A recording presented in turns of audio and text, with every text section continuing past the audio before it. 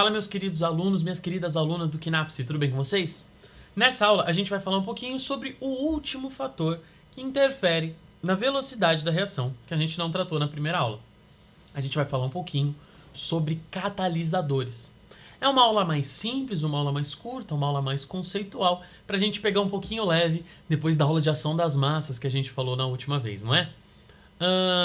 O catalisador, gente, ele vai ser qualquer substância que vá interferir no mecanismo de uma reação química, aumentando a sua velocidade através da diminuição da energia de ativação.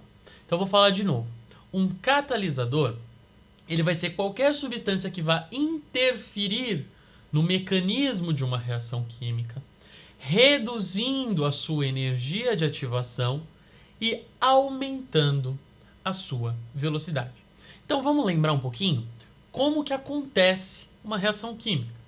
Para uma reação química acontecer, a gente precisa que moléculas se choquem entre si, promovendo um rearranjo atômico. E esse choque precisa acontecer com uma determinada energia. Essa energia que a gente precisa adicionar num sistema para que a reação ocorra é o que a gente chama de energia de ativação, certo? O que o catalisador faz? Ele muda o mecanismo. Ele pode adicionar etapas intermediárias. Ele pode alterar a superfície de contato.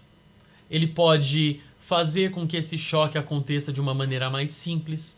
O que o catalisador faz? Independente da forma através da qual ele atua, independente de como ele vai fazer isso, o que ele sempre vai fazer é diminuir a energia de ativação.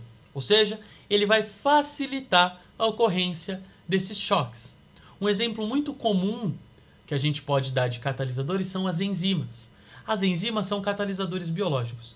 E muitas vezes elas funcionam de modo que elas atraem os reagentes quimicamente para sítios específicos dela e faz com que eles se encontrem. Então, ela serve de uma forma de... Ela atua de uma forma que ela atrai esses reagentes um em direção ao outro para que eles se choquem com mais facilidade. Isso diminui em muito a energia de ativação e faz com que a reação fique mais rápida. Tá certo? Uma coisa importante da gente entender disso são os gráficos que a gente vai então obter a partir dessa adição do catalisador. O vestibular costuma muito cobrar isso. Dá uma olhadinha. Então vamos analisar essa curva verde mais escura que a gente tem aqui em cima. A gente tem entalpia em função do tempo, variando. Então a gente tem um estado inicial de reagentes, um estado final de produtos. Vocês já viram esse gráfico. O que acontece? Olha só, sem o catalisador a gente tinha uma determinada energia de ativação. Lembra disso? A energia de ativação é esse valor que a gente precisa adicionar de energia para que a reação ocorra. Quando a gente adiciona um catalisador, o que vai acontecer? Essa energia de ativação passa a ser menor.